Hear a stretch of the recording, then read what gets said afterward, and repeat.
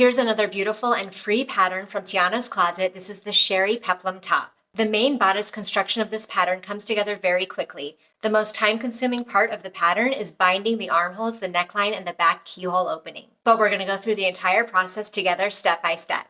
I'll show you how I finish the neckline, leaving bias tape extending on either side of the center back to create a tie closure in the back. I'll also be demonstrating how I finish the back keyhole opening so that the bias binding at the bottom of the keyhole does not gape. This pattern is beautiful and perfect for summertime. I hope you sew along with me. Let's get started. Place your front and back pieces right sides together and pin your shoulders and side seams. Sew your side seams and shoulder seams with a 3/8 inch seam allowance. Finish the raw edges and press the seams toward the back.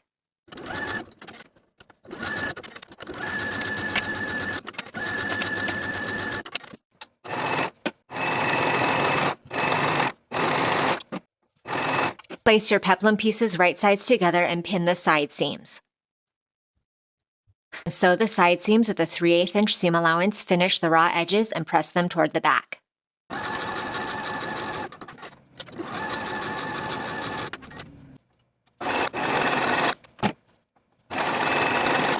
I'm going to go ahead and hem the bottom of the peplum now before I attach it to the bodice. I'm going to fold the raw edge to the wrong side by 1/2 inch all the way around, and then fold it once more 1/4 inch, so that I can roll that 1/4 inch on top of itself cleanly all the way around. With those raw edges folded 1/4 inch and then an additional 1/4 inch, I'm going to edge stitch close to that inner fold all the way around to the bottom of the peplum.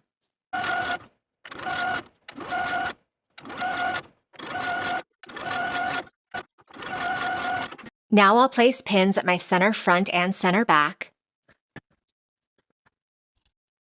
doing this for the peplum as well as for the bottom of the bodice.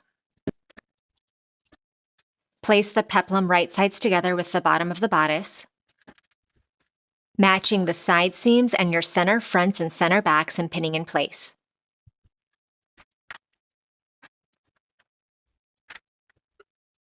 And then continue pinning between those points. Sew the peplum to the bottom of the bodice with a 3/8 inch seam allowance. Finish the raw edges and press them up toward the bodice.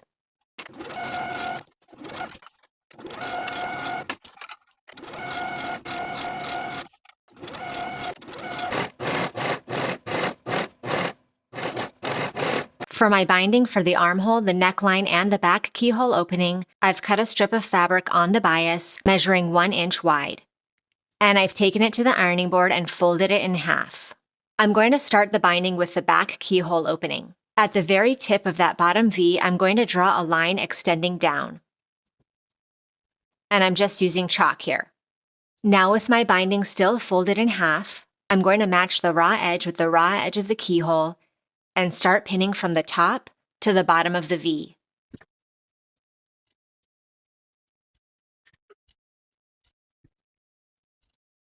Now I'm going to sew the binding in place with a 1/4 inch seam allowance once again from the top to the bottom of the V, stopping at the line that you created, and backstitching to secure.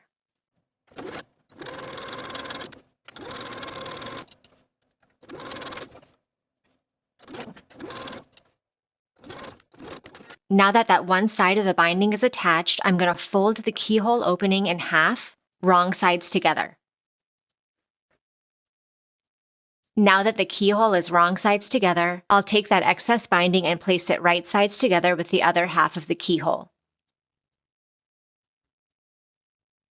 Now at the bottom of the V, you should have some excess binding that extends beyond the fold. We're going to sew from the top of that excess binding to the bottom point, making sure that as you reach the bottom point of that excess binding, you don't sew the blouse in your stitches, and backstitch to secure.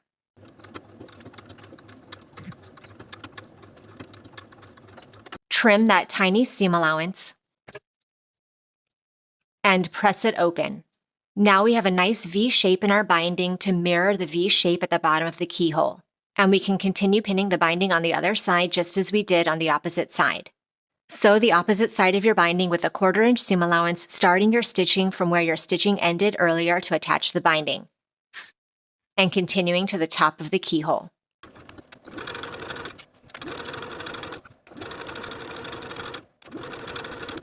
Now I'm going to trim the seam allowance of this back opening.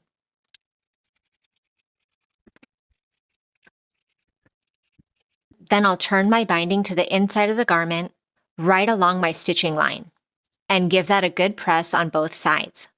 At the seam allowance at the bottom of the V, I'm going to snip to the stitching line but not beyond. That snipping will help relax the fabric to get a nice V at the bottom.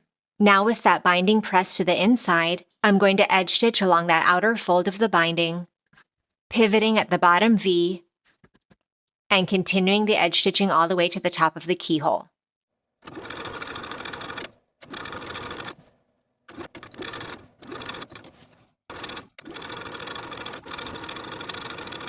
For the neckline binding, I've taken that same 1-inch wide bias tape. I've pressed each of the raw edges to the inside by 1/4 inch to create 1/4 inch wide double fold bias tape.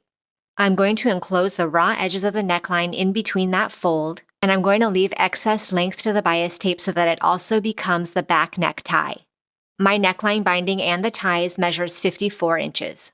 I've marked the center of the bias tape, and I'm going to match it with the center front of my neckline, placing the raw edge of that neckline right at the center of the bias tape, and then folding the bias tape over the raw edge and pinning in place. Continue to encase that neckline from center back to center back.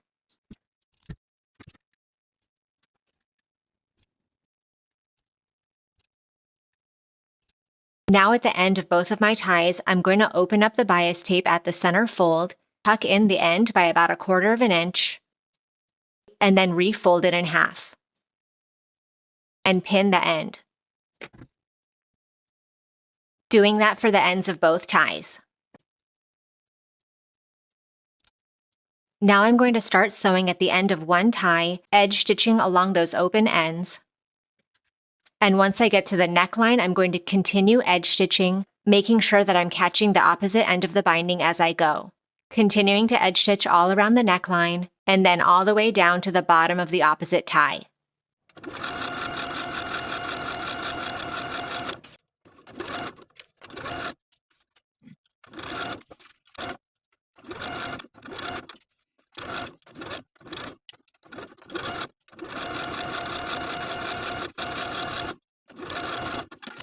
I'm going to bind the armholes in the same way as I did for the back hole opening. I'm going to start by taking one raw edge and tucking it to the inside by about 1/4 inch, and then refolding it in half.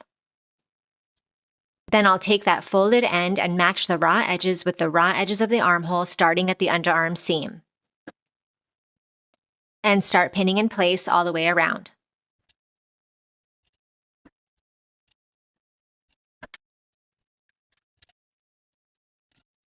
Once the other end of my binding is at the underarm seam, I'll allow that binding to overlap the other side by about 1/4 inch and pin in place, trimming off the excess binding. Now I'll sew the binding to the armhole with 1/4 inch seam allowance all the way around.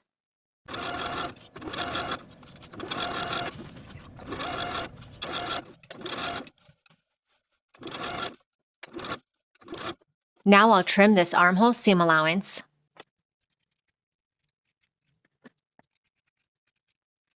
Then I'll take it to the ironing board, turn that seam allowance to the inside of the garment right along the stitching line, and give that a press all the way around. Now that the binding is pressed to the inside, edge stitch close to the inner fold all the way around, and repeat for both sleeves.